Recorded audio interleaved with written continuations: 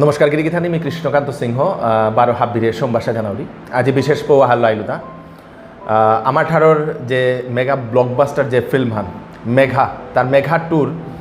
এবাকা আমার শিলচরে দেখানি হইতই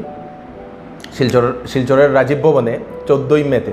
সেই মেঘা টু হান দোহানি হইতই হাব্বিয়ে দেহে পারতাঙাই শিলচরের আশেপাশে যেটা আছি শিলচরের কাদাপাড়াতে যেটা গাঙর মানুষ আছি বা শিলচরের যেটা মানুষ আছি হাব্বিরেও মেঘা টু হান চাঁদে নারকা বলিয়া আমি হেই চাকাত করবি আমি হাব্বিয়ে আমার তারা সাপোর্ট করানি থক এ মেঘা টু হান বাংলাদেশেও স্ক্রিনিং করানি হল বাংলাদেশেও বিভিন্ন জায়গাতে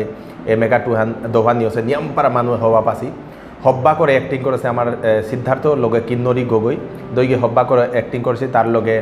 আমার বারমনির কাটাখালের যে সিঙ্গার পূরব সিনহা তাও হব্বা নুংশিপা এলা হান দেশে নিয়মপাড়া হারও লাগে তানো হাব্বিরে মি থাকার জানাউরি তার লগে ফিল্মে হান সাকসেস হইতই হাব্বিয়া আরাকও নিয়মপাড়া হওয়া তাই বলি আমি আশা করি হাব্বিরাং হেইচা যাহাতে 14 মেতে শিলচর রাজীব ভবনে